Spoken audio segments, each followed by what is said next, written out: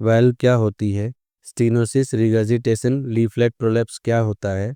Well के कौन से पार्ट में दिक्कत होने पर कौन सी सर्जरी की जाती है? कौन सी वेल में दिक्कत होने पर क्या सिम्टम आते हैं? यह सब जानने के लिए वीडियो को पूरा देखिए। नमस्कार दोस्तों, मैं डॉक्टर पवन खंडेलवाल। स्वागत है आपका हमारे यूट्यूब चैनल क्लिनिकल मेड पर, जहां हम डेली मेडिकल प्रैक्टिस से जुड़ी इंपॉर्टेंट और क्लिनिकल नॉलेज को सिंपल और आसान भाषा में डिस्कस करते हैं। हैंड पंप में यहाँ एक वेल्व लगी होती है। जब हम हैंड पंप के हैंडल को नीचे दबाते हैं तो वेल्व ओपन हो जाती है, जिससे पानी ऊपर आ जाता है। जैसे ही हैंडल को ऊपर उठाते हैं तो वेल्व बंद हो जाती है और पानी को वापस नीचे जाने से रोकती है और पानी को ऊपर उठाकर बाहर ले आती है। अब आप सोचो, अगर ये वेल्व पूरी तरह से बंद ना हो तो क्या पानी को ऊपर ला सकती है? नहीं ला सकती है, क्योंकि वाल्व वीक होने के कारण पानी वापस नीचे चला जाएगा। और अगर वाल्व ओपन ही ना हो तो क्या पानी को फिर भी ऊपर ला सकती है? तब भी जवाब होगा नहीं ला सकती है। हार्ट में वाल्व भी ठीक ऐसे ही काम करती है। जैसे ये वाल्व है, जब ब्लड पूरी बॉडी में घूम कर वापस हार्ट में आता है तो सबसे पहले राइट एट्रियम में आकर इकट्ठा हो जाता है। जब राइट एट्रियम हल्का सा कॉन्टैक्ट होता है तो दबाव से वाल्व ओपन हो जाती है और ब्लड राइट वेंट्रिकल में आ जाता है। जैसे ही वेंट्रिकल ब्लड को लंग्स में भेजने के लिए सिकुड़ता है तो ये वाल्व बंद हो जाती है और दूसरी वाल्व ओपन हो जाती है और ब्लड लंग्स की तरफ ऑक्सीजन लेने के लिए चला जाता है और ये प्रोसेस लगातार चलती रहती है। अब आप सोचो, अगर ये वाल्व पूरी तरह से बंद ना हो तो क्या होगा, या फिर वाल्व पूरी तरह से खुले ही ना तो क्या होगा? तो चलिए जानते हैं। अगर वाल्व पूरी तरह से बंद ना हो तो क्या होगा? जैसे ही वेंट्रिकल ब्लड को लंग्स में भेजने के लिए सिकुड़ता है तो वाल्व ओपन रहने की वजह से ब्लड वापस ऊपर एट्रियम में भी चला जाता है। मतलब वेंट्रिकल पूरे ब्लड को ऑक्सीजन लेने के लिए लंग्स में नहीं भेज पाएगा, क्योंकि कुछ ब्लड तो वाल्व ओपन रहने के कारण वापस ऊपर एट्रियम में चला जाता है। इसका हार्ट और बॉडी पर क्या असर पड़ता है, इसके बारे में आगे बात करेंगे। अगर वाल्व कम खुले तो क्या होगा? राइट एट्रियम में ब्लड आने के बाद जैसे ही एट्रियम ब्लड को राइट वेंट्रिकल में भेजता है तो वाल्व कम ओपन होने के कारण राइट एट्रियम को ज़्यादा जोर लगाना पड़ेगा और एट्रियम पूरा खाली नहीं होगा और राइट वेंट्रिकल को ब्लड कम मिलता है। इसके हार्ट और बॉडी पर क्या नुकसान है, इसके बारे में भी आगे बात करेंगे। हार्ट में टोटल 4 वाल्व होती हैं: ट्राइक्योस्पिड, पल्मोनरी, माइट्रल और आयोर्टिक वाल्व। ट्राइक्योस्पिड वाल्व हार्ट के राइट साइड के हिस्से एट्रियम और वेंट्रिकल के बीच में होती है और पल्मोनरी वाल्व राइट वेंट्रिकल और लंग्स के बीच में होती है। माइट्रल वाल्व हार्ट के राइट साइड में एट्रियम और वेंट्रिकल के बीच में होती है एंड आयोर्टिक वाल्व होती है जहां से ब्लड पूरी बॉडी में जाता है। दो valve tricuspid and mitral valve atrium and ventricles के बीच में होती है एंड दो valve pulmonary valve and aortic valve होती हैं जहां से ब्लड हार्ट से बाहर जाता है। लेफ्ट साइड की mitral valve and aortic valve में ही दिक्कत सबसे ज़्यादा पाई जाती है।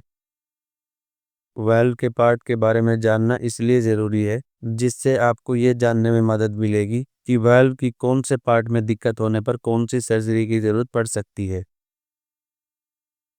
ये पतले दरवाजे जैसे फ्लैप्स होते हैं। जब ब्लड एट्रियम से वेंट्रिकल की तरफ जाता है तो ये ओपन हो जाते हैं और जैसे ही वेंट्रिकल सिकुड़ता है तो ये फ्लैप बंद हो जाते हैं ताकि ब्लड वापस ऊपर एट्रियम में ना जा सके और ब्लड पल्मोनरी या आयोटिक वाल्व के थ्रू आगे चला जाए। लीफलेट की संख्या हर वाल्व में सेम नहीं होती। केवल माइट्रल वाल्व में 2 लीफलेट होते हैं और बाकी 3 valve pulmonary valve, aortic valve और ट्रैकियोस्पिड वाल्व में 3 लीफलेट होते हैं। लीफलेट्स के भी अलग अलग पार्ट्स होते हैं, लेकिन हम ज़्यादा डिटेल में नहीं जाएंगे, नहीं तो वीडियो आपको ज़्यादा कॉम्प्लिकेटेड और ज़्यादा बोरिंग लगने लगेगी। एन्यूलस एन्यूलस एक स्ट्रॉन्ग रिंग होती है जिससे लीफलेट जुड़े होते हैं। ये एक दरवाजे के बाहर वाले फ्रेम जो डोर को मजबूती देता है उसके तरह काम करते हैं। ये वेल्व को हार्ट की वॉल से पकड़ कर रखते हैं। यह रिंग चारों वेल्व में होती है। कॉर्डी टेंडिनी ये पतली डोरी जैसे फाइबर्स होते हैं जो लीफलेट्स को पकड़ कर रखते हैं ताकि जब भी वेंट्रिकल सिकुड़ता है तो प्रेशर के कारण लीफलेट ऊपर की तरफ ना पलटे। ये केवल एट्रियम एंड वेंट्रिकल्स के बीच लगे ट्राइक्योस्पिड एंड माइट्रल वॉल्स के साथ ही जुड़े होते हैं, पल्मोनरी और एयोर्टिक वाल्व में नहीं होते हैं। आप सोचो, ये कॉर्डी टेंडिनाई इन दोनों वाल्व में ही क्यों लगे होते हैं? क्योंकि इन दोनों वाल्व पर एट्रियम और वेंट्रिकल दोनों की तरफ से प्रेशर पड़ता है। वेंट्रिकल का प्रेशर ज़्यादा होता है। वेंट्रिकल के प्रेशर से वाल्व ऊपर ना पलटे, इसलिए कॉर्डी टेंडिनाई लीफलेट को पकड़कर इसको मजबूती देती है। पेपिलरी मसल हार्ट की वॉल एंड कॉडी टेंडिनाई से जुड़ी होती है। कॉडी टेंडिनाई पेपिलरी मसल से जुड़कर लीफलेट को मजबूती देती है। मतलब जिस वैल्व में कॉडी टेंडिनाई होते हैं उसी वैल्व में पेपिलरी मसल भी होती है। वेंट्रिकल के कॉन्ट्रैक्ट करने पर लीफलेट ऊपर एट्रियम की तरफ ना पलटे, इसके लिए पेपिलरी मसल टाइट हो जाती है। हार्ट वाल्व में 3 तरह की दिक्कतें सबसे कॉमन पाई जाती हैं। स्टीनोसिस, वाल्व का कम खुलना। रिगर्जिटेशन, वाल्व का पूरा बंद ना होना। लीफलेट प्रोलैप्स यानी लीफलेट का ऊपर एट्रियम की तरफ पलट जाना। इसमें वाल्व कम खुलती है और नैरो हो जाती है। अगर वाल्व कम खुलेगी तो पीछे वाले चैम्बर को ज़्यादा जोर लगाना पड़ेगा और आगे ब्लड भी कम जाएगा। जैसे अगर एयोर्टिक वाल्व में स्टीनोसिस है तो लेफ्ट वेंट्रिकल को ज़्यादा जोर लगाना पड़ेगा और लेफ्ट वेंट्रिकल पर प्रेशर बढ़ जाएगा। ज़्यादा प्रेशर झेलने के लिए हार्ट की मसल मोटी हो जाती है, जिसको हाइपरट्रोफी कहते हैं, और जिस चैम्बर पर दबाव पड़ता है धीरे धीरे उस चैम्बर का साइज बढ़ जाता है। अगर हार्ट की मसल की मोटाई बढ़ जाती है तो उसको ऑक्सीजन भी ज़्यादा चाहिए और उतनी ब्लड सप्लाई मसल को मिल नहीं पाती है, इसीलिए किसी किसी पेशेंट को चेस्ट पेन भी हो सकता है। और धीरे धीरे टाइम के साथ साथ हार्ट की पंपिंग पावर भी कम हो सकती है। स्टीनोसिस सबसे ज़्यादा एयोर्टिक वाल्व में और उसके बाद माइट्रल वाल्व में सबसे कॉमन है। इसमें वाल्व प्रॉपर बंद नहीं होती। जब ब्लड एट्रियम से ट्राइक्यूस्पिड वाल्व से होकर वेंट्रिकल में आता है और वेंट्रिकल जैसे ही ब्लड को आगे भेजने के लिए पंप करता है तो वाल्व ओपन रहने के कारण ब्लड आगे जाने की बजाय पीछे लीक होने लगता है।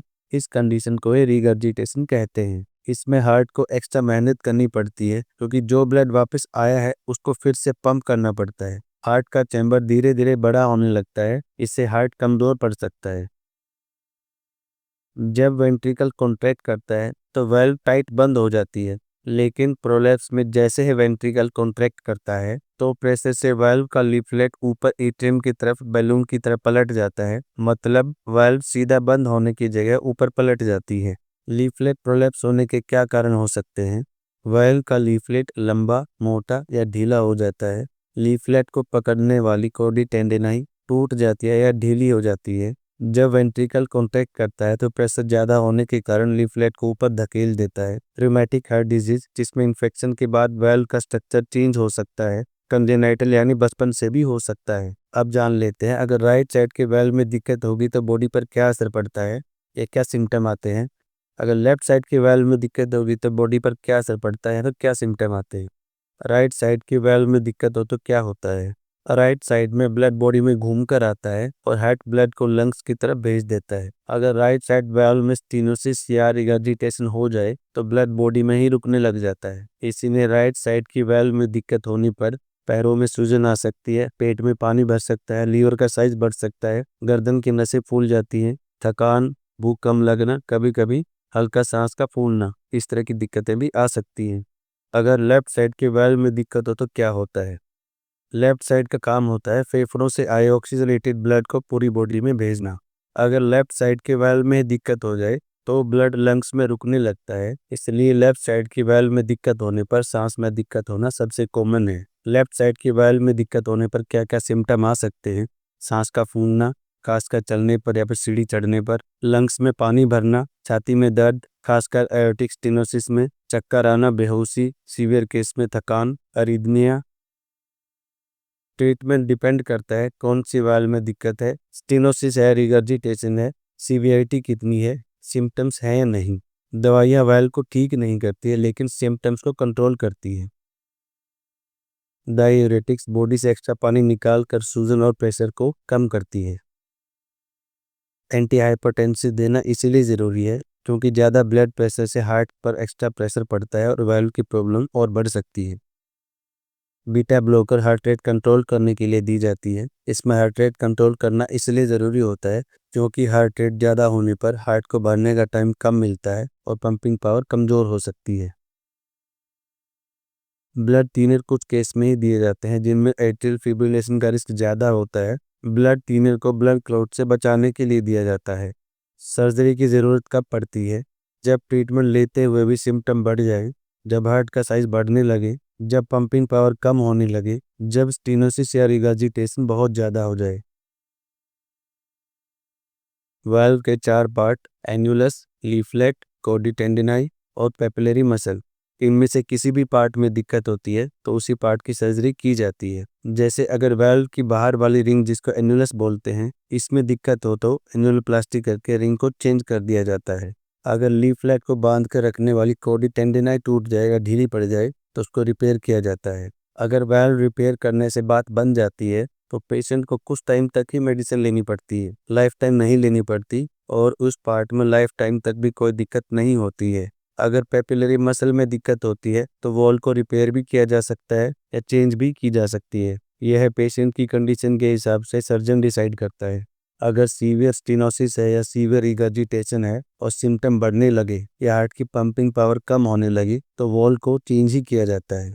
वाल्व दो तरह की होती हैं, एक मैकेनिकल वाल्व जो मेटल या कार्बन से बनी होती है, और दूसरी टिश्यू वाल्व जिसको बायोप्रोस्थेटिक वाल्व भी कहा जाता है। मैकेनिकल वाल्व मेटल या कार्बन से बनी होती है, इसकी लाइफ 20 से 30 साल या इससे ज़्यादा नहीं हो सकती है।